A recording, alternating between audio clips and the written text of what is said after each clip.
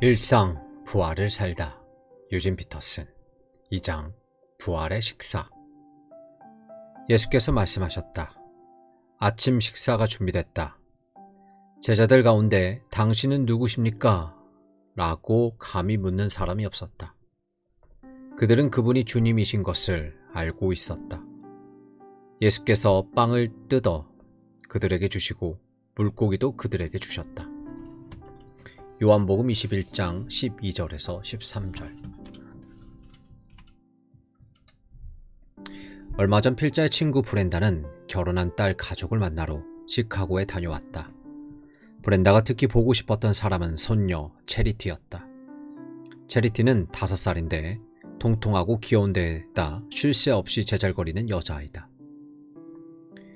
그 전주에는 체리티의 친할머니가 다녀가셨는데 매우 경건하고 영적인 면에서 할머니 노릇을 제대로 하는 것을 매우 중요시 하시는 분이다. 로렌다의 방문은 그분이 막 떠난 다음의 일이었다.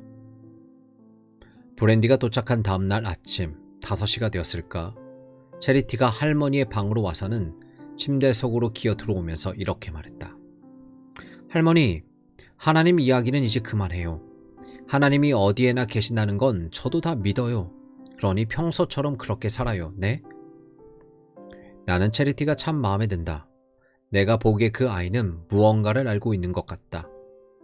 평소처럼 살자는 말은 우리의 영적 성장을 위한 일종의 부제목으로 쓸만하다. 우리는 얼마나 쉽게 일상의 현실 생활과 단절된 의미 없는 경건에 빠지고 마는가. 하나님 이야기가 사실이 아니라는 것이 아니라 그것이 우리 삶의 내용을 이루고 있는 일상적 행동과 대화로부터 단절될 때 이러한 진리가 빠져나가 버린다는 것이다. 시편 116편 9편의 9절에 한 구절이 좋은 예가 될 것이다. 내가 생명이 있는 땅에서 여호와 앞에 행하리로다. 여기서 우리는 체리티에 대해 그리고 평소처럼 살아가는 것에 대해 제대로 생각할 수 있는 눈을 얻게 된다. 하나님과 분리된 삶. 살아가다 보면 드물지 않게 그리스도인이라는 우리의 정체성과 하나님 사이, 우리가 만나는 친구들과 하나님 사이, 혹은 우리의 일과 하나님의 사이에 단절이 생기곤 한다. 이렇게 되면 더 이상 삶을 말하기는 어려워진다. 그저 경건한 말만 남을 뿐이다. 삶은 빠져나가고 우리의 생활은 맥이 빠진다. 어찌 보면 체리티가 아침 5시에 할머니 방을 찾아가 했던 말은 하나님과 일상적 생활을 별개의 영역으로 분리하려는 우리의 생활 태도를 정확하게 진단하는 것 같다. 그 아이는 친할머니가 하나님에 관해 말하는 방식에서 무언가 부족함을 느꼈고 왜 할머니로부터는 그런 모자람을 느끼지 않기를 바랐다. 내가 생각하기에 그 아이가 아쉽게 여겼던 것은 다름 아닌 삶 그 자체였다. 생활 자체를 놓치지 않는 것이 관건인 것이다. 물론 체리티의 행동은 내가 이해하는 것과 전혀 다르게 해석될 수도 있다. 어쩌면 그 아이는 하나님을 배후에 계신 분으로 생각했을지도 모른다. 모든 것이 배후에 계시는 분, 하지만 배후일 뿐인 그런 분이 말이다. 중요한 건 나죠. 내 생각, 내가 하는 일, 내가 원하는 것, 이것이 제일 중요하단 말이에요. 그러니 지금 나에게 중요한 것은 그런 것에만 신경 쓰자고요. 내 방식대로 내가 원하는 것을 하며 사는 거예요. 하나님이야 당연히 계시는 분이니까 굳이 뭘 여쭤보거나 말을 걸거나 할 필요는 없잖아요. 지금은 내가 하고 있는 일이 중요해요. 그게 바로 내가 바라는 거예요. 아마 체리티의 말이 17살 청소년, 30살 청년, 혹은 52살 중년의 입에서 나온 말이라면 이런 식의 의미였을 공산이 크다. 아마도 많은 경우, 대부분의 경우 사람들이 자기 나름의 표현으로 좀 더 제대로 살아보자 라고 말할 때 염두에 두고 있는 의미가 바로 이런 것이다. 그리고 많은 경우 물론 표현되지는 않지만 이런 의미도 담겨 있다. 하나님, 이야기는 좀 빼자. 하나님 이야기를 가지고 들어와 괜히 상황을 복잡하게 만들 필요는 없잖아. 하지만 채리티가 어떤 아이인지를 알고 있는 나로서는 그 아이의 말을 처음 방식으로 해석하는 것이 더 맞는 것 같다. 채리티가 외할머니에게 기대했던 것은 하나님이 그저 하나님에 관한 추상적 이야기에 머무는 것이 아니라 일상의 생생한 임재로 경험되는 것이었다. 하나님과 삶이 유기적으로 엮여진 그런 관계가 되었으면 하는 바람이었던 것이다. 채리티는 아직 자의식이 없는 즉흥적인 아동기를 살고 있다. 모든 것이 즉각적이고 직접적이고 관계적이다. 머지않아 채리티에게도 그 밀접한 관계성, 그 인격적 즉각성이 더 이상 당연하지 않은 그런 시기가 올 것이다. 그러면 그녀 또한 그러한 상황으로부터 자신을 벗어나게 해줄 누군가가 필요할 것이다. 내뱉는 말이 더 이상 생생한 심상이 아닌 추상적 개념으로 전략할 것이다. 주변 사람들과의 관계도 살아있는 영혼의 만남 대신 어떠한 필요 내진 역할만 기대할 것이다. 그럴 때 그녀는 자신을 불러 세워 이렇게 말해줄 사람이 필요할 것이다. 채리티, 하나님 이야기는 이제 그만하지. 하나님이 어디에나 계신다는 건 나도 믿고 있어. 그러니 평소처럼 사는 게 좋지 않겠니? 죽음의 현실에서 삶을 증거하다. 그리스도인이 된 우리의 존재, 곧 우리 속에 그리스도의 형상이 이루어지면서 생겨나는 영성 형성과 영적 성숙을 논하면서 내가 분명히 하고 싶은 것이 바로 이것이다. 우리의 삶, 곧 부활에 의한 영성 형성은 바로 하나님과 우리 삶 사이에서 이런 유기적 관계를 유지하느냐, 못하느냐에 달려있다. 우리의 삶은 생명이 있는 땅이어야 한다. 우리가 여기 존재하는 것은 우리 삶의 근원이 어디인지, 그 삶이 어떻게 자라나며 어떻게 그 삶에 들어갈 수 있는지 증거하기 위해서다. 그래서 삶에 관한 언어와 생각이 살아계신 하나님과 분리되어 공허한 하나님 이야기로 전락하거나 해체되는 것을 목격할 때 우리는 거기에 저항해야 한다. 채리티가 30살이 되어 그런 분리를 경험한다면 과연 누가 그녀를 도와줄 수 있을까? 어떤 어린아이일까? 정말 그럴지도 모른다. 이런 일들에 있어서는 어린아이들만큼 효과적인 증인들이 없는 법이니까. 이사야는 이것을 멋지게 표현했다. 어린아이에게 끌리며. 이사야 11장 6절. 우리가 잘 알고 있는 것처럼 천국에 관한 문제에 있어서 어린아이들이 얼마나 중요한 역할을 하는지에 관한 이사야의 통찰은 예수의 말씀을 통해서도 확인된다. 어린아이들은 하나님과 삶의 분리에서 생겨나는 무의미함과 단조로움으로부터 우리를 지켜주는 최고의 방어막이 된다. 30살이 된 채리티를 도와줄 아이가 가까이 없다면 아마 그녀의 목사님이 그 역할을 하게 될지도 모른다. 물론 지금까지 상황을 고려해 볼 때 여기에 너무 큰 기대를 걸어서는 안 될 것 같지만 말이다. 하지만 누가 아는가, 부활의 증인들이란 정말 그럴 것 같지 않는 사람들, 혹은 정말 그럴 것 같지 않은 시간과 장소에서도 얼마든지 나타날 수 있는 법이니까. 예수 시대에 그 누가 막달라 마리아가 부활의 증인이 되리라고 상상할 수 있었겠는가. 유난히 내 마음을 끄는 것은 채리티가 이른 아침 아직 잠도 덜 깬 할머니를 찾아갔던 이야기가 매우 자연스럽게 그 절묘한 시편의 시구와 연결될 수 있다는 사실이다. 내가 생명이 있는 땅에서 여호와 앞에 행하리로다. 시편 116편 9절. 흥미롭게도 삶에 대한 이 시편의 증거는 죽음에 대한 언급과 함께 등장한다. 우리는 생명에 참여하는 생명의 증인이지만 동시에 죽음에 포위되고 위협당하는 자들이다. 생명이 있는 땅을 말하기에 앞서 시편 116편은 다음과 같이 죽음의 위협을 묘사하고 있다. 사망의 줄이 나를 두르고 수월의 고통이 내게 이름으로 내가 환난과 슬픔을 만났을 때에 내가 여호와의 이름으로 기도하기를 여호와여 주께 구하오니 내 영혼을 건지소서 하였도다. 시편 116편 3절에서 4절. 이 시편이 강조하는 바는 생명, 나의 삶, 우리의 삶이다. 이 기도는 우리가 길에서 마주치는 사람들, 함께 일하고 함께 식사하는 사람들, 우리 옆자리에 앉아 예배드리는 사람들. 다시 말해 죽음의 위협 아래 살아가는 모든 사람들의 기도다. 내 영혼을 건지소서.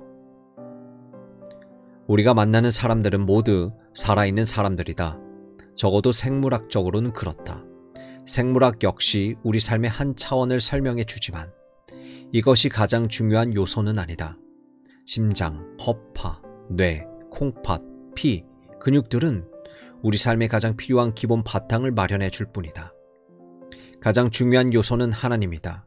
공기를 가로질러 날아가는 새들처럼 우리가 그 속에 젖어 살아가는 하나님의 진실하심과 선하심과 아름다우심, 세상의 역사와나 개인의 역사를 이전과 이후의 시간으로 갈라놓는 예수의 구원, 의식하든 하지 못하든 성령을 통해 우리를 복주시고 우리를 인정하시는 하나님의 임재, 그리고 성경을 통해 지금 어떤 일이 일어나고 있으며 우리가 어떻게 해야 하는지를 가르쳐주는 하나님의 계시, 바로 이런 것들이 중요한 것이다.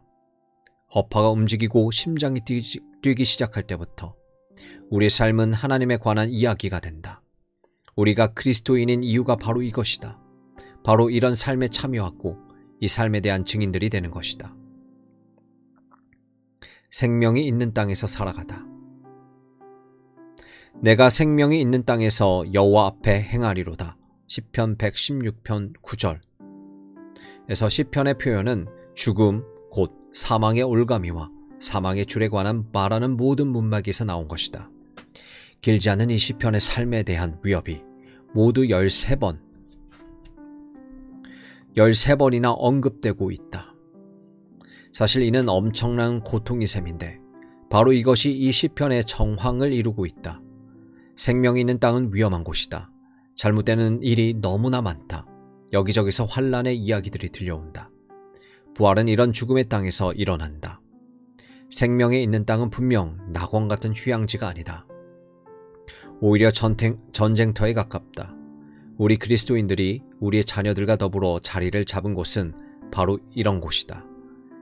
여기서 우리는 죽음을 앞지르는 삶을 선포하고 모든 삶의 유기적 연관성과 그 소중함을 증거하며 부활을 실천하는 삶을 살아간다. 우리의 삶은 그 전부가 이런 역할을 수행하기 위한 것이다.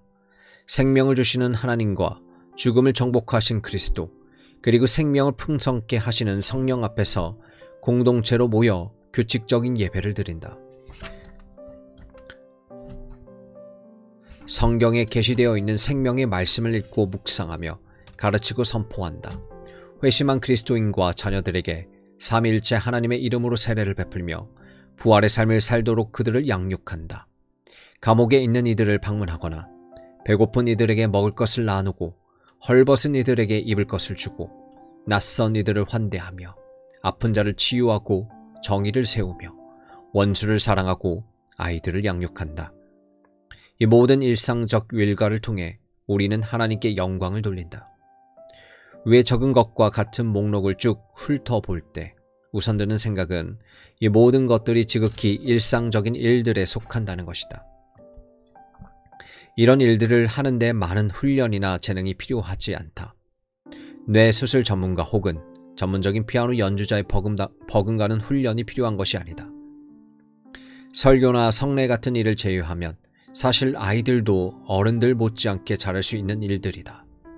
하지만 중요한 것은 그럼에도 불구하고 이 모든 일상적인 일들이 삶을 증거하고 드러내는 일들이라는 사실이다. 우리 삶에서 그러한 일들이 빠져버린다면 아무것도 남는 것이 없다. 공허한 하나님 이야기만 남게 될 뿐이다. 그리스도인이라는 우리의 정체성을 바탕으로 삶을 증거하고 드러내는 임무를 수행한다고 하지만 그러한 과정에서 우리는 너무 쉽게 그리고 너무 자주 삶 자체로부터 살아계신 하나님으로부터 벗어나곤 한다. 삶을 드러내고 증거하는 우리의 기본적 임무에 초점을 맞추고 거기에 집중하기란 사실 대단히 어려운 일이다. 우리는 우리의 행동과 말을 통해 위에서 열거한 것과 같은, 아니 그보다 훨씬 더 많은 온갖 종류의 일들을 수행한다. 하지만 우리는 또한 끊임없는 죽음의 위협 아래 놓이기도 한다. 삶, 사람, 하나님과 단절되어 그저 생물학적 몸집만 유지하면서 생명 자체에 참여하지 못한 채 상투적인 말들만 반복하는 상황으로 떨어지는 위험 말이다. 부활의 정체성을 상실할 때 이런 식의 피상성과 왜곡은 오늘 우리 가운데 존재하는 기독적 정체성의 위기를 틈타 활개를 치고 있는 것처럼 보인다. 상과의 근본적 연관성은 사라지고 심리치료사, 연예인, 기업인과 정치가 목사와 교사들과 같이 한 걸음 앞서 나가 무언가 세상의 변화를 이끌어내는 것처럼 보이는 사람들로부터 우리의 정체성을 빌려오려 한다. 그래서 나는 무엇보다 먼저 예수의 부활을 통해 우리에게 주어진 우리의 근본적 정체성을 다시 한번 확인하고자 한다. 이 정체성은 부활에 의한 영성 형성 과정을 통해 더 자라고 성숙해질 것이다. 그리스도인이 매우 활기차게 신앙생활을 시작했다가 갈수록 시들해지고 하는 일이 사실 이상해 보이지만 결코 드물지 않은 현상이다. 우리는 천국을 향해 가는 순례자처럼 갈수록 능력을 더하며 전진하기보다 오히려 뒷걸음질 친다. 열심히 대단하다고 감탄하게 되는 그리스도인들이 어떤 사람들인지 한번 생각해보라. 대체로 최근에 회심한 사람들이다. 정말 흥미로운 현상이 아닌가? 또 당신이 정말 지겹다고 생각하는 그리스도인들을 한번 떠올려보라. 대부분 한 30년 혹은 40년 이상 신앙생활을 해온 사람들일 것이다. 그들은 육체적으로뿐 아니라 다른 모든 면에서 쇠퇴해가고 있는 것 같다. 물론 예외는 있겠지만 말이다. 우리는 활력을 잃어버리고 둔감해지게 되는 것이다. 삶을 드러내고 그리스도를 높이는 몸짓을 계속하지만 우리의 마음은 이미 그 속에 없다. 우리의 뒷걸음질이 눈에 띌 만큼 극적인 경우는 거의 없다. 이는 갑작스럽게 일어나는 일이 아니다. 우리는 더할 나위 없이 풍성한 상과 더불어 시작한다. 우리가 하는 모든 일에서 하나님이 최우선이며 우리는 그분의 임재를 분명히 느낀다.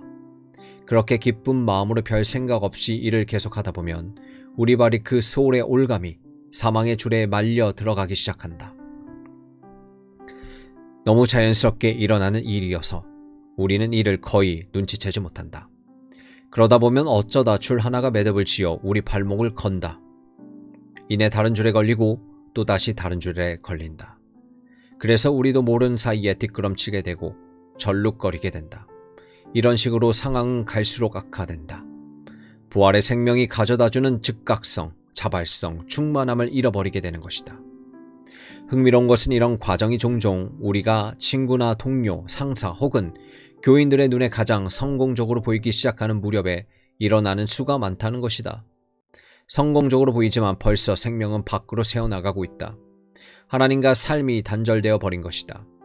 나는 체리티의 평소처럼 살자와 내가 생명이 있는 땅에서 여호와 앞에 행하리로다 라는 시편 말씀을 이용하여 우리가 가진 부활의 정체성을 갉아먹는 몇몇 세력들로부터 우리를 지켜줄 일종의 방벽을 쌓아보려 한다. 나는 우리가 해야 할 가장 중요한 일이 바로 이것이라고 생각한다. 하지만 우리 주변의 그리스도인들은 여기에 관심이 없다.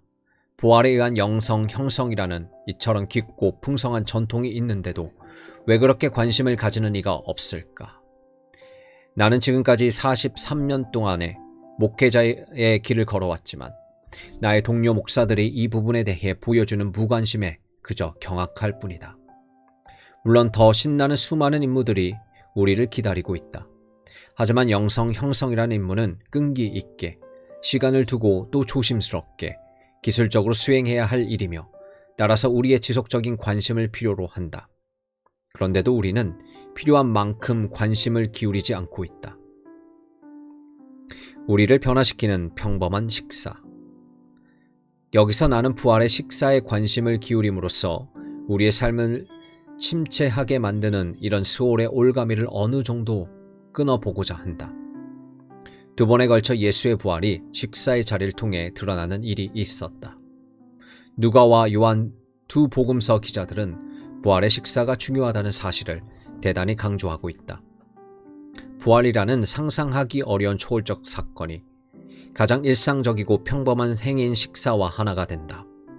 성경에서 삶의 내용과 모양을 습득하는 우리 그리스도인들에게는 음식을 준비하고 서로 나누며 함께 먹음으로써 부활의 삶을 실천하는 오랜 전통이 있다. 따라서 접대를 소홀히 하는 문화는 부활의 배고픔에 직면할 공산이 크다. 누가복음의 식사 이야기는 예수께서 부활하시던 날 예루살렘에서 엠마오로 가는 11km 정도의 여행 후에 일어난 일이다. 글로바와 그의 친구 한 사람은 한 낯선 인물과 함께 길을 가게 된다. 그리고 이 낯선 사람이 그들에게 말을 걸어온다. 그들이 나눈 대화의 내용은 물론 예수에 관한 것이었다. 아마 대화는 꽤 오랫동안 계속되었을 것이다. 누가가 우리에게 소개하고 있는 것은 그 긴 대화의 요약문인 셈이다. 함께 걸었던 자리를 생각해보면 아마 한두 시간 혹은 3시간 정도는 함께 걸으며 이야기를 나누었을 것이다. 이것은 실제로 내가 아내 젠과 함께 이 길을 직접 걸어보고서 얻은 결론이다. 시간을 너무 지체하는 일 없이 둘이 함께 걸으며 1.5km에 20분 정도 혹은 1시간에 5km 정도를 갈 수 있다. 대화를 나누다 보면 속도가 좀 더 느려져 1시간에 3km 정도가 된다. 젠과 나는 망원경을 갖고 다녔는데 이로 인해 속도는 더 느려졌다. 하지만 두 사람이 1.5km를 채 못 간 상황에서 예수께서 합세했다고 가정하면 세 사람이 한 10km 정도는 함께 걸으며 대화를 나눈 셈이 되고 그러자면 2-3시간은 좋게 걸렸다고 생각할 수 있다. 이 정도면 어떤 주제를 두고서라도 심도 있는 대화를 나누기에 충분한 시간이다. 부활의 목전에서 누가가 전하는 바에 의하면 그들이 나눈 대화는 예수의 재판 및 십자가 처형의 소소한 내용들에 관해서였다. 이 모두는 아직도 그들의 마음에 생생한 기억으로 자리 잡고 있다. 그들은 예수에 관한 그들의 생각과 느낌을 함께 나누었다. 예수께로부터 놀라운 권위와 하나님의 임재를 느꼈는지 그분을 가리켜 하시는 일과 말의 능력이 있는 예언자라고 묘사했다. 그들은 또한 예수께서 그들의 마음에 불러일으켰던 기대감에 관해서도 이야기를 나누었다. 유대인들 사이에는 오래전 선지자들이 심어놓은 희망의 씨앗이 시간의 흐름과 더불어 고조되어 왔다. 그리고 이 희망은 세대에서 세대로 이어지면서 신실한 백성들의 기도와 율법 공부를 통해 더욱 강력한 것이 되었다. 예수를 만나면서 바로 이 희망이 그들 속에 싹트기 시작했던 것이다. 우리는 그분이야말로 이스라엘을 구원하실 분이라는 희망을 품고 있었습니다. 물론 그들은 지금 예루살렘에 떠돌기 시작한 소문에 관해서도 이야기를 나누었다. 우리 가운데 몇몇 여자들이 우리를 완전히 혼란에 빠뜨렸습니다.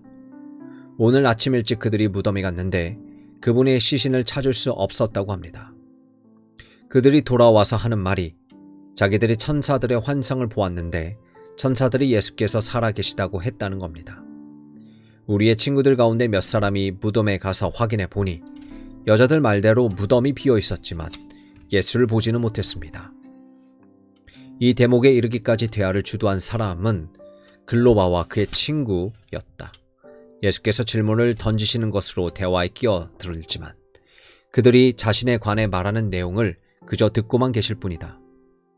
엠마오 마을로 향하던 이 두 사람은 그들의 말을 경청하고 있는 이 사람이 그들이 말하고 있는 바로 그 사람이라는 사실을 꿈에도 알지 못했다.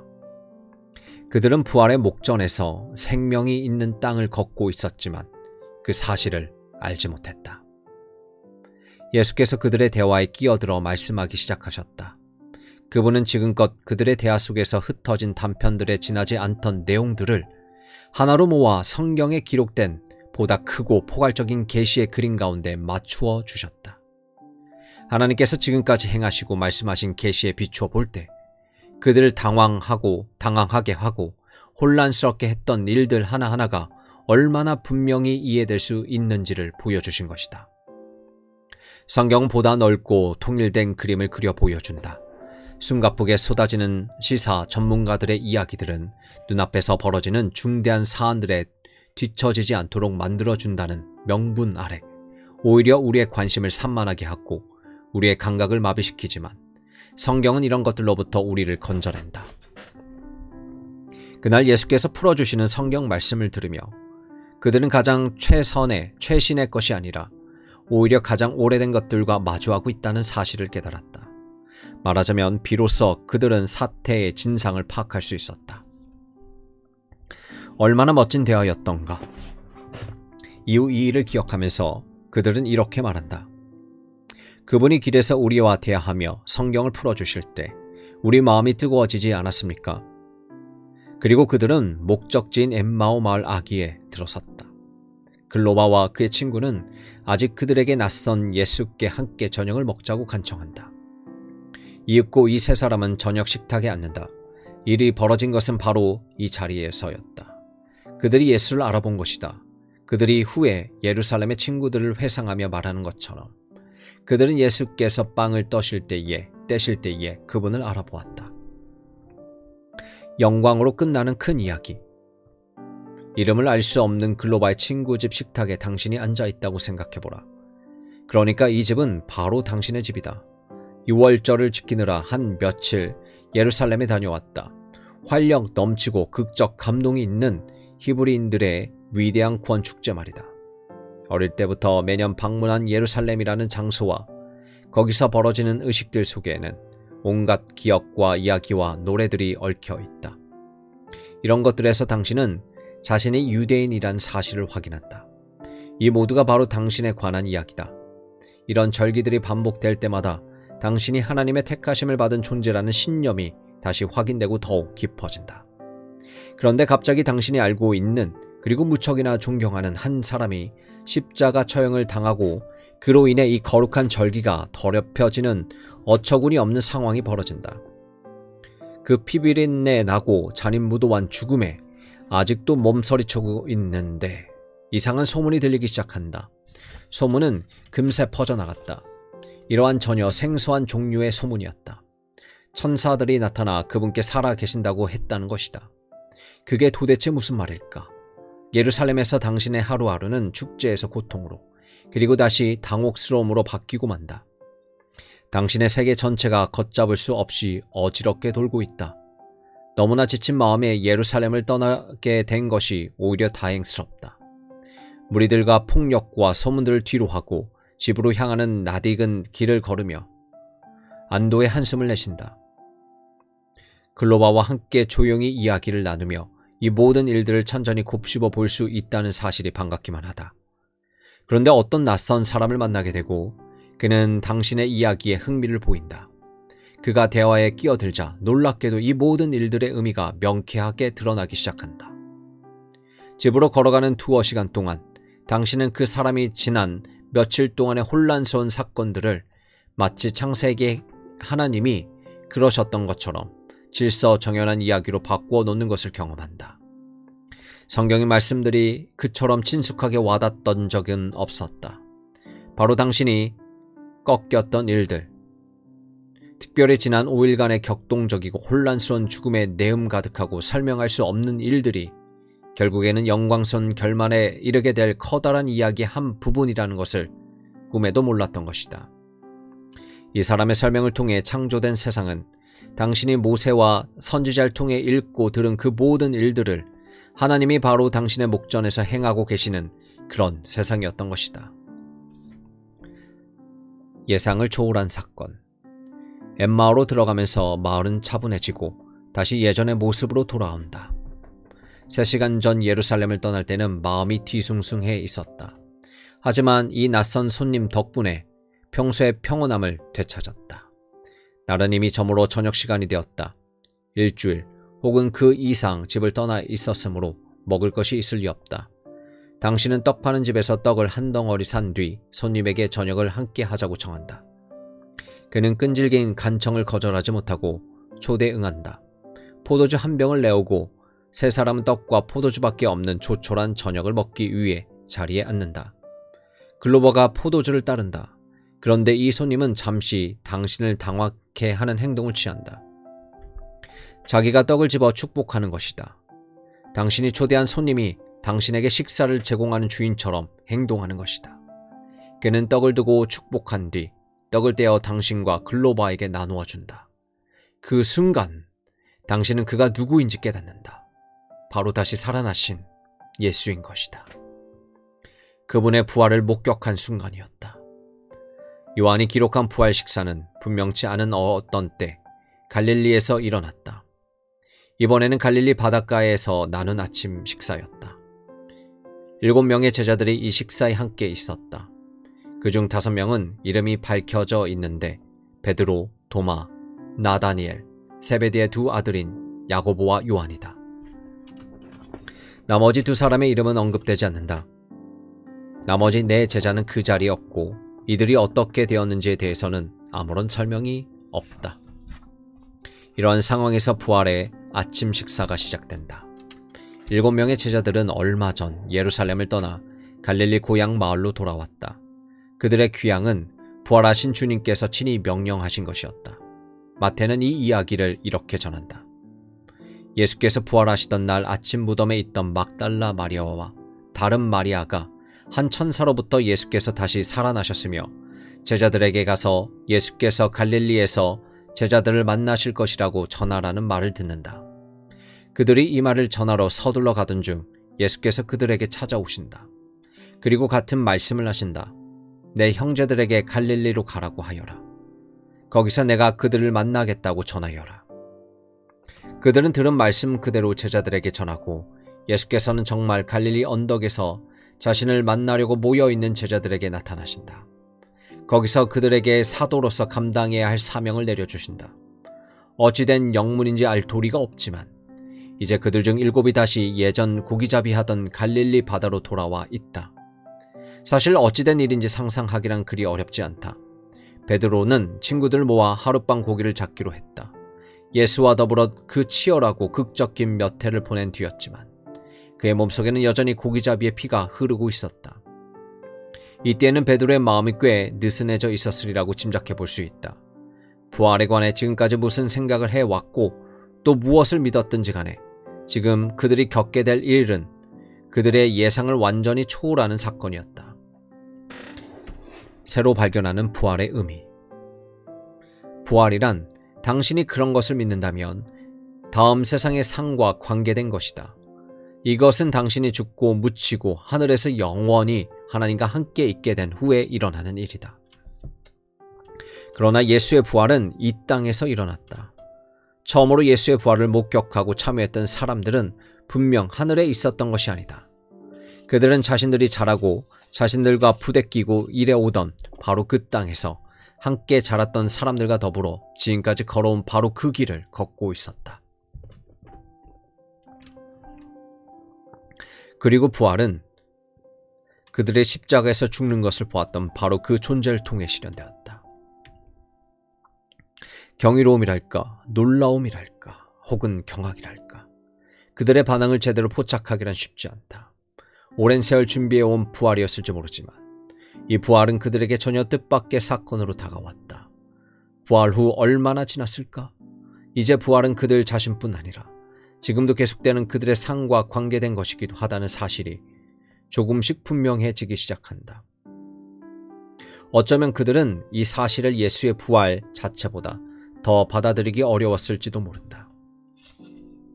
예수께서는 부활을 통해 전혀 다른 존재가 되어 있었다. 물론 그분은 소중한 분이시다. 하지만 죽음 이후의 삶이라는 제자들의 지금껏 품어왔던 부활 개념은 이제 생명이 있는 땅에서의 생명이란 전혀 다른 모습으로 새롭게 드러나고 있다. 이 변화는 혁명적이다. 이는 당시 제자들 못지않게 당신과 나에게도 혁명적 의미를 갖는다. 적어도 내가 생각하기로는 어쩌면 바로 이것이 그날 7 제자들이 다시 고기잡이에 나서게 된 이유일 것이다. 예수의 부활이 자신들의 일상적인 상과 나누어질 수 없다는 사실을 깨닫기 시작한 것이다. 그들은 새로운 깨달음을 실천할 필요가 있었고 그래서 다시 일상 속으로 뛰어든 것이다. 바다라는 친숙한 일터와 손에 익은 고깃배로 돌아간 것이다. 물론 나는 그들이 이 사실을 분명히 의식하면서 그렇게 했다고 생각하지는 않는다. 마치 우리의 영성 훈련이 계획적으로 이루어지지 않는 것처럼 말이다. 그들의 행동은 이제 그들이 살아가게 될 새로운 현실에 대한 일종의 육감적 반응이었다. 아침 식사가 준비됐다. 그렇지만 그들의 고기잡이는 성공적이지 못했다. 그 사이에 감각을 잃어버릴 것인가? 그들은 날이 새도록 그물을 던졌지만 아무것도 잡지 못했다. 해가 뜰 무렵 예수께서 바닷가에 서 계셨으나 제자들은 육지에서 90m 남짓 떨어져 있던 터라 예수를 알아보지 못했다. 예수께서 크게 외쳐 고기가 잘 잡히는지 물어보시고 아무것도 잡지 못했다는 것을 알고는 배의 오른편으로 다시 그물을 던져보라고 말씀하신다. 그들은 그 말씀대로 하였고 그물 가득 고기를 잡을 수 있었다.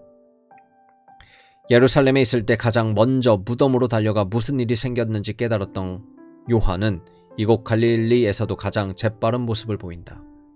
바닷가에 서 있던 그 낯선 사람이 다름 아닌 부활하신 예수라는 사실을 알아챈 것이다. 그러고는 빈 무덤을 향해 달리기 경주를 벌였던 베드로에게 이 사실을 알린다. 주님이시다. 베드로는 노를 젓고 그물을 끌어올리는 일을 다른 제자들에게 미룬 채 바다로 뛰어들어 예수께서 계신 곳을 향해 헤엄쳐간다. 영적 체험이 충만한 사람들이 설거지를 당신에게 미루어 버릴 때의 기분이라. 바닷가에 이르렀을 때 그들은 예수께서 생선과 떡으로 식사 준비를 해두신 것을 발견한다. 베드로가 다른 제자들을 도와 고기를 모두 내리니 예수께서 그들을 식사 자리로 부르신다. 아침 식사가 준비됐다. 요한과 베드로는 그곳에 서 계신 낯선 사람이 예수라는 것을 이미 알고 있었다. 나머지 5 제자들 역시 그분을 알아본다. 그들은 그분이 주님이신 것을 알고 있었다. 예수께서는 떡과 생선을 들어 그들에게 나누어 주신다. 바로 부활의 아침 식사였다. 복음서 저자들은 예수께서 식사하시는 이야기를 자주 들려준다. 그분이 자신을 계시하시고 말씀하시며 일하시고 사람들을 영접하실 때 사용하신 곳이자 복음서 기자들이 즐겨 선택하는 배경이 바로 식사 자리다.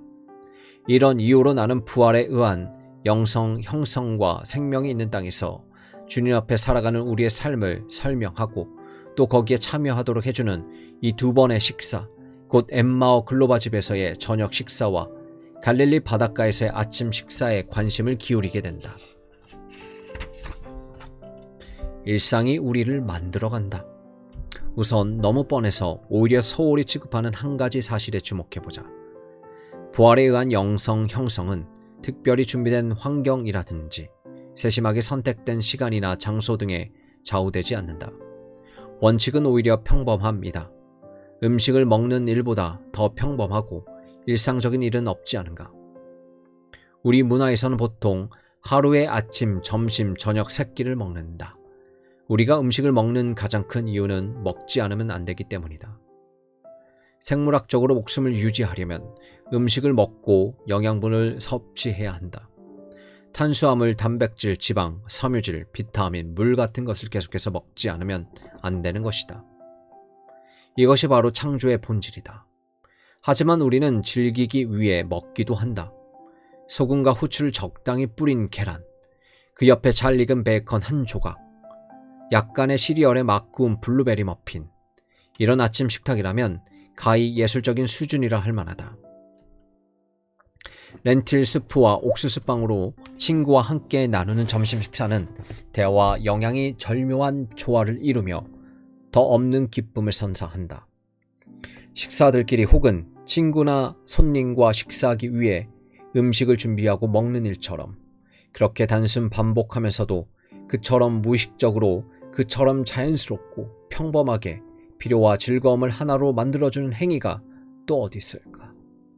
우리는 살기 위해 먹고 야채나 과일처럼 빵처럼 모두 동일한 음식을 먹는다.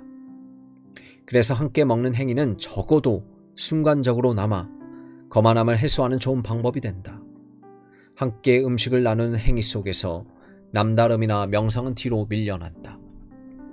어느 문화에서나 손님 접대 전통이 존재한다. 또한 이런 전통에는 정직한 관계 형성, 인격적 존중, 서로 주고받으면서 느끼는 서로 간의 즐거움이 담겨 있다. 그래서 부활하신 그리스도께서 우리를 찾아오시며 우리 속에 그 형상을 이루시는 과정에서 엠마오에서의 저녁 식사와 갈릴리 바닷가에서의 아침 식사라는 2번의 부활 식사는 매우 깊은 의미를 갖는다. 영성 형성을 위한 기독교적 훈련이 우리 삶의 일상성과 분리된 어떤 방식을 구상하거나 조직하려 한다면 이는 매우 잘못된 길로 접어드는 것이다. 음식을 먹는 것보다 더 일상적인 일은 없다. 오늘날 교회 문화에서 가장 많이 제공되는 메뉴에 속하는 추상적인 원리들은 그 출발부터 성경의 계시와 어긋나는 것 같다. 아침과 저녁의 식사, 생선과 떡, 엠마오의 집과 갈릴리 바닷가, 바로 이런 것들이 부활에 의해 영성 형성의 조건과 재료가 되는 것이다. 진짜 떡과 생선. 두 번째로 관찰할 수 있는 사항은 이 두 번의 식사가 모두 본래적인 의미의 식사였다는 것이다. 이 식사들은 영적 계시를 위해 특별히 준비된 것이 아니었다. 미리 설정된 무대가 아닌 것이다. 이들 식사는 자연스럽고 필수적인 일상생활의 한 부분이었다. 엠마오에서의 식사는 예루살렘에서 집으로 돌아가는 긴 도보 여행 뒤에 이루어졌다. 글로바와 그의 친구는 배가 고플 대로 고팠을 것이다. 그들의 식사는 적어도 처음에는 무슨 사회적인 혹은 종교적인 의미를 담은 것이 아니었다. 오래 걸어 배가 고팠고 그래서 먹을 것을 먹었을 뿐이다. 갈릴리에서의 아침 식사는 밤새 계속된 고된 노동 뒤의 일이었다. 보나마나 배에서 내린 7명의 어부들은 개걸스럽게 떡과 생선을 먹어치웠을 것이다. 그들은 생선이 있고 떡도 미리 준비되어서 있었다는 사실이 고마웠을 것이다. 그들이 예수의 초대를 받아들인 것은 배가 고팠기 때문이었다. 성경에는 음식이라는 상징을 통해 하나님을 향한 우리의 욕구를 형상화하는 절묘한 비유들이 많다. 여호와의 선하심을 맛보아 알지어다. 시편 34편 8절. 의에 줄이고 목마른 자는 복이 있나니 그들이 배부를 것임이요. 마태복음 5장 6절. 골수와 기름진 것을 먹음과 같이 나의 영혼이 만족할 것이라. 시편 63편 5절. 예수의 말씀에서도 마찬가지다. 내게는 너희가 알지 못하는 먹을 양식이 있느니라. 요한복음 4장 32절. 하지만 부활의 식사는 전혀 상징적인 것이 아니다. 그들은 실제 떡과 생선을 먹었다. 잘 구워진 떡과 생선은 고픈 배를 채우기 위한 음식이었다. 기도와 묵상 혹은 휴식을 위해 잠시 일상으로부터 벗어나야 할 때가 있다. 이 부분에 있어서도 예수님은 좋은 모범이 된다. 새벽, 아직도 밝기 전에 예수께서 일어나 나가 한적한 곳으로 가사 거기서 기도하시더니. 마가복음 1장 35절. 이런 벗어남의 연습이 유용하고 필요한 것은 사실이지만 누가와 요한이 이런 이야기들을 통해 우리에게 보여주는 것은 부활에 의한 영성 형성이 이루어지는 1차적 장소는 우리가 하루의 일과 중에 갖게 되는 매일의 식사라는 것이다. 식탁에서 수저를 들 때마다 거기 있는 소금 좀 주시겠어요? 라고 말할 때마다 혹은 밥을 한 주걱 더 갖다 먹을 때마다 우리는 영성 형성의 의미와 가장 잘 어울리는 상황 속에 있는 것이다. 누가와 요한은 우리에게 이런 식사 시간들을 보다 중요하게 받아들이라고 가르친다. 우리의 주일 예배는 소중하다. 우리가 참석하는 성경 공부나 수련회 가는 일 또한 중요하다. 하지만 일생을 두고 본다면 우리가 의식하지 못하는 가운데 우리의 식사에 소리 없이 함께 하시는 부활하신 그리스도의 임재만큼 우리 삶에 큰 영향을 미치는 것은 없을 것이다. 부활을 받아들이고 부활에 참여하기. 세 번째로 관찰할 수 있는 사항은 두 식사 이야기 모두 부활을 인식하거나 깨닫는 일이 지연되고 있다는 사실이다. 엠마오로 가던 두 사람은 왜 바로 예수님을 알아보지 못했을까? 이들은 예수의 말씀이나 행적에 대해 속속들이 알고 있었을 것이다. 이야기의 정황을 살펴보건대 이번 이 그들과 예수의 첫 만남이었을 리는 만무하다.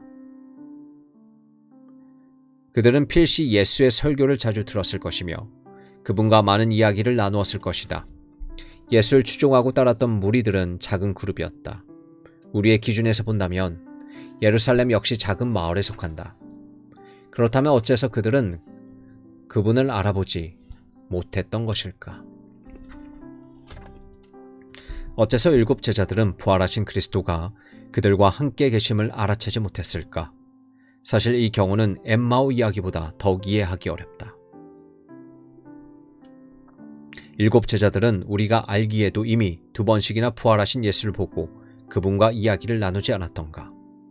부활하신 그날 그랬고 또 부활하신 지 8일째 되는 날에도 그랬다. 사실 도마는 예수를 만지기까지 했다. 우리는 그 이유를 알 도리가 없다. 다만 우리가 관찰할 수 있는 것은 부활하신 예수를 알아보는 데 있어서 그저 우리 눈에 보이는 것으로는 충분치 않다는 것이다. 부활에 참여하는 일이란 강제나 기술적 조작으로 되는 일이 아니다. 여기에는 그저 주어지는 선물로서의 차원, 그리고 그 선물 속으로의 참여라는 차원이 존재한다. 이 두 이야기 어디에서도 부활은 제자들을 압도하지 않는다. 억지로 부활의 인식과 고백을 끌어내고 있는 것도 아니다. 예수께서 부활을 무기 삼아 제자들에게 자기를 예배하고 충성을 바치라고 윽박지르지도 않는다. 교회 일각에서는 예수의 신성을 증명하려는 변증적 목적을 위해 예수의 부활을 이용하는 전통이 있어 왔다. 의도는 훌륭하지만 빗나간 전통이라 할 수 있다. 물론 부활을 변증적으로 사용하는 데는 나름의 일리가 있다. 바울도 그렇게 한다. 하지만 바울조차도 부활 이야기를 할 때는 대부분 우리로 하여금 부활의 실천에 참여하도록 하기 위해서다. 여기서 내가 실천이라고 말하는 것은 피아노를 연습한다고 말할 때의 의미가 아니다. practice라는 영어 단어는 의사가 의술을 시행하거나 병원을 개업하는 것을 표현할 때도 사용된다. 다시 말해 이 단어는 우리가 하는 모든 일을 포괄하는 단어들 중 하나다. 복음서의 저자들은 아무런 변증적 의도가 없는 것처럼 보인다. 그 자체로 보면 예수의 부활은 도저히 부인할 수 없는 어떤 사건이 아니다. 부활을 믿음을 강요하지 않는다. 부활하신 예수와 몇 시간이나 함께 있으면서도 사태의 진상을 알지 못할 수도 있다. 그들이 믿게 된 것은 부활을 받아들이고 부활에 참여하여 관여하면서였다.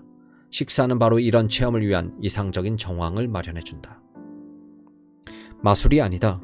네 번째로 우리가 원하면 언제든 예수의 부활을 작동시킬 수 있는 확실한 도식을 고안하겠다고 나서는 일이 없도록 다음의 사실을 관찰하는 것이 좋을 것 같다. 엠마오 이야기에서 손님을 식사에 초대하는 주체는 글로바와 그의 친구다. 반면 갈릴리 바닷가에서는 예수께서 친히 제자들을 초대하신다. 이러한 차이를 생각해 보건대 부활에 의한 영성 형성에 관한 한 이를 통달할 수 있는 세세한 지침 같은 것은 있을 수 없다. 정확한 방식대로 정확한 순서대로 하지 않으면 안 된다고 난리법석을 피울 필요가 없다는 뜻이다. 마술을 하거나 주술을 하는 사람들은 수행하는 의식이나 외우는 주문에 한치도 오차가 없도록 만전을 기한다. 잘못 나간 말 한마디 혹은 잘못된 행동 하나가 모든 것을 망칠 수 있기 때문이다. 심한 경우에는 오히려 정반대 결과를 낳기도 한다. 하지만 부활에 의한 영성 형성 과정에는 외워야 할 공식이나 준수해야 할 원칙이 존재하지 않는다. 예수께서 임하시는 것은 우리의 초대에 응하기 위함일 수도 있고 우리를 초대하기 위함일 수도 있다. 그때그때마다 상황이 다를 수 있는 것이다. 식탁의 주인은 언제나 예수님이다. 마지막으로 관찰해야 할 중요한 사항은 두 식사 모두 식탁의 주인이 예수님이었다는 사실이다. 엠마오에서의 경우는 예기치 못한 상황에서 주인 행세를 하셨고 갈릴리 바닷가에서의 경우는 보다 자연스럽게 식사의 주인이 되셨다. 식사는 대개 주인과 손님의 관계가 전제되며 눈에 보이든 보이지 않든 여러 사람들이 관여하게 된다. 하지만 식사의 성격과 조건을 결정하는 것은 주인의 몫이다. 훌륭한 주인이라면 전혀 억지스러움 없이 주인으로서의 역할을 수행할 것이고 그래서 밖에서 구경하는 사람이 보기에 누가 주인이고 누가 손님인지 구분이 안 될 정도로 자연스러운 분위기를 만들어낼 것이다. 여러 사람이 함께하는 식사에서 의례 형성되는 주인과 손님의 관계는 영성 형성의 본질을 체험할 수 있는 정황을 마련해준다. 식탁의 손님은 그 식사의 당당한 일원이 된다. 주인이라 해도 손님의 음식을 먹을 수는 없다. 하지만 동시에 손님은 주인에게 완전히 의존하게 된다. 우리가 손님으로 식탁에 앉게 되는 것은 애초부터 주인의 초대가 있었기 때문에 가능한 일이다. 음식을 사거나 채소를 기르고 이를 준비하고 제공하는 것도 주인의 몫이다. 물론 손님으로서 도와줄 수는 있겠지만 말이다. 식탁을 차리고 치우는 것은 본디 주인의 일이다. 성경에서 식사가 종종 하나님께서 우리의 삶 속에 일하시는 방식을 체험하는 배경이 된다는 것은 놀라운 사실이 아니다. 우리는 식사에 온전히 참여하면서도 온전히 수동적 입장에 머문다. 실제 식사에서 이 두 온전히는 함께 뒤섞여 있어서 전혀 구분되지 않는다. 식탁에서 주인의 역할은 독재자의 역할과는 다르다. 친절하고 노련한 주인의 식탁이라면 손님들은 매우 자유롭고 편안한 식사를 즐길 것이다. 식사의 주인은 언제나 예수님이다. 우리가 우리의 영성 형성을 책임자는 이를 결코 있을 수 없다. 메뉴를 결정하는 것도 우리가 아니다. 우리의 취향과 입맛에 따라 식탁의 내용을 맞출 수 없는 것이다. 하지만 동시에 우리는 주님의 식탁에 당당하게 앉아 그 식사를 즐기며 실제로 부활에 의한 영성 형성 자체에 개입하게 된다. 식탁 문화가 해체되고 있다. 우리는 함께하는 식사 혹은 철학자 엘버트 보그만이 말한 바 식탁 문화가 주변으로 밀려나는 시대에 살고 있다. 기계와 그와 관련된 이미지들이 우리의 생활과 사고방식 및 우리가 삶에 관해 말하는 방식을 지배한다. 함께하는 식사는 아마도 우리가 음식이라는 생리적 욕구, 대화와 친밀감이라는 사회적 욕구, 전통을 이어가고 가치관을 전수하는 문화적 필요를 해결하는 가장 근본적인 방법일 것이다. 식사를 준비하고 제공하며 먹고 치우는 일은 언제나 남녀노소 할 것 없이 가장 단순한 형태의 삶 속에서 뒤엉켜 나타나는 복잡한 현실의 축소판과 같다. 어떤 사람이라도 식사에 포함될 수 있을 만큼 포용적이고 생리적, 사회적, 문화적 차원을 비롯한 우리 삶의 모든 영역을 끌어 담을 만큼 포괄적이기에 식사는 우리가 인간으로서의 수행하는 모든 활동을 묘사하기 위한 상징들을 끊임없이 제공해준다. 이들 상징들은 거의 항상 대단히 개인적이면서도 또한 공동체적이다. 주고받고 알고 알려지고 받아들이고 받아들여지며 풍성하고 너그럽다. 함께하는 식사에는 종종 드러나지 않고 또 우리가 볼 수도 없는 희생이라는 체험이 진하게 스며들어 있다. 하나의 생명이 희생되어 다른 이의 생명이 유지되는 것이다. 당근, 오이, 생선, 오리, 양, 송아지 등 식물과 동물 할 것 없이 모든 것이 생명이다. 식사를 하면서 우리는 주고받음을 통해 일어나는 복잡한 희생의 세계에 개입하게 된다. 한 생명이 또 다른 생명을 먹여 살린다. 우리는 결코 자족적인 존재들이 아니다. 우리는 생명을 먹고 살며 이 생명은 밖에서 우리에게 주어진다. 함께하는 식사가 수행하는 이런 두드러진 역할을 통해 우리는 우리 가족 및 전통과 친밀한 유대를 유지하고 친구나 손님들에게 시간을 내며 배고픈 이들에게 도덕적 의무를 수행한다. 무엇보다 중요한 것은 이 식사를 통해 우리는 예수와 동일한 언어를 사용하며 그분이 살았던 그 정황과 여건 속에 참여하게 된다는 것이다.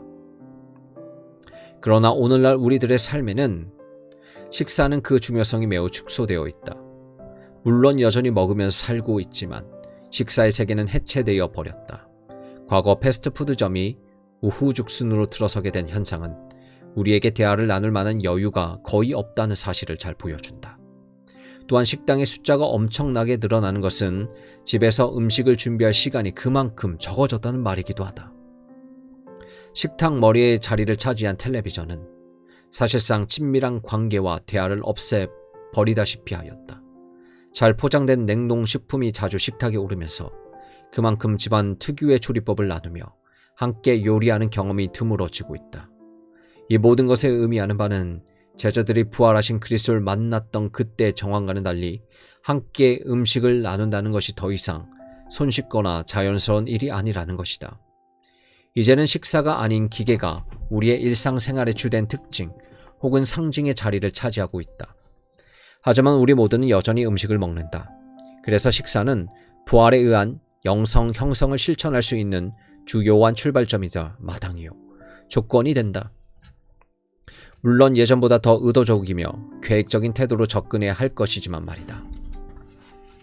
주의 만찬, 식사와 부활에 의한 영성 형성에 있어 가장 핵심적인 의식은 주의 만찬이다. 우리는 이를 성찬, 성례 등 다양한 이름으로 부른다. 이 의식은 기독교가 태동할 때부터 우리 예배 중심을 차지해왔다. 이와 더불어 기독교 세계에서는 모든 식사를 일종의 작은 성례로 간주하는 전통이 지속적으로 이어져 왔다. 이런 전통은 예수께서 사람들을 불러 함께 음식을 나누었던 성경의 이야기를 고려해 볼 때 매우 든든한 성경적 근거를 지닌 것이라고 할 수 있다.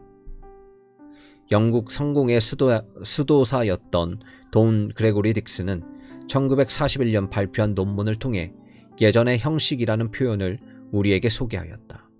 그가 이 형식을 발견한 것이라고는 할 수는 없다. 성경과 예배를 연구하는 다른 이들 또한 이것을 인식했기 때문이다.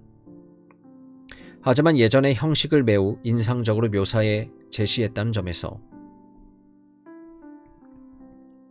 그의 글은 특출하다. 그는 이 형식이 함축하는 모든 의미를 탐구하였는데 그의 이 놀라운 논문을 능가하는 연구는 아직까지 나오지 않고 있다. 그가 우리로 하여금 주목하게 하는 부분은 각기 다른 4번의 식사에서 보이신 예수의 행동을 묘사하기 위해 4개 동사들이 차례로 반복 사용되고 있다는 것이다. 첫 번째는 5,000명의 무리를 먹이셨을 때다. 예수께서 무리를 자리에 앉히시고 떡 5개와 물고기 2마리는 얼마 안 되는 음식을 손에 드신다. 마태는 이렇게 기록한다. 떡 5개와 물고기 2마리를 가지사 하늘을 우러러 축사하시고 떡을 떼어 제자들에게 주시매 제자들이 무리에게 주니 여기 사용된 4개 동사는 가지다, 축사하다, 떼다, 주다이다. 두 번째 이야기는 4,000명의 배고픈 군중을 먹이신 사건이다. 이번에도 준비된 음식은 미미하기 짝이 없다. 떡 7개와 물고기 몇 마리 뿐이다. 이전과 마찬가지로 예수께서는 무리를 땅에 앉히시고 떡 7개와 그 생선을 가지사 축사하시고 떼어 제자들에게 주시니 제자들이 무리에게 주었다. 가지고 축사하고 떼고 주는 4가지 동작이 동일한 순서대로 나타나고 있다. 세 번째 이야기는 예수께서 잡히시던 목요일, 곧 최후의 만찬이 있던 저녁이다. 때는 6월절 저녁이었고 예수께서 그분의 12 제자들 한 곳에 모이게 하셨다. 그리고 이야기는 이렇게 진행된다. 그들이 먹을 때 예수께서 떡을 가지사 축복하시고 떼어 제자들에게 주시며 여기서도 마찬가지로 가지고 축복하고 떼고 주는 동일한 동작이 등장한다. 누가가 기록한 엠마의 식사 또한 그중 하나다. 그들과 함께 음식 잡수실 때에 떡을 가지사 축사하시고 떼어 그들에게 주시니 다시 한번 예수께서는 가지사 축사하시고 떼어 주신다. 바울 역시 고린도 교회 편지를 쓰면서 동일한 이야기를 전해준다. 내가 너희에게 전한 것은 주께 받은 것이니 곧 주 예수께서 잡히시던 밤에 떡을 가지사 축사하시고 떼어 이르시되 이것은 너희에게 위하는 내 몸이니 비록 4번째 동사가 생략되어 있지만 예수께서 제자들에게 떡을 주시는 모습은 그대로다. 따라서 여기에서는 동일한 동작을 확인할 수 있다. 요한복음 21장 1절부터 14절에 기록된 갈릴리에서의 아침 식사는 이 패턴의 일부만을 보여준다. 예수께서 7 제자들을 아침 식사에 부르시고서 떡을 가져다가 그들에게 주셨다. 이번 경우에는 유일하게 첫 동사와 마지막 동사만 사용하였다. 우리의 삶을 위한 패턴. 이것이 바로 돔 그레고리 딕스가 말한 예전의 형식이다. 일찍이 기독교 공동체가 태동할 무렵 성도들의 예배는 바로 이런 성례전적 형식에 의해 결정되었다. 이 패턴은 지금까지도 계속되고 있다. 하지만 이 형식이 규정하고 있는 것은 단지 예배뿐만이 아니다. 생명이 있는 땅에서 살아가는 우리들의 삶 자체가 식사, 곧 이 중심적이고 지배적인 부활 식사의 형식을 취하는 것이다. 예수께서는 우리가 드시는 것을 취하신다.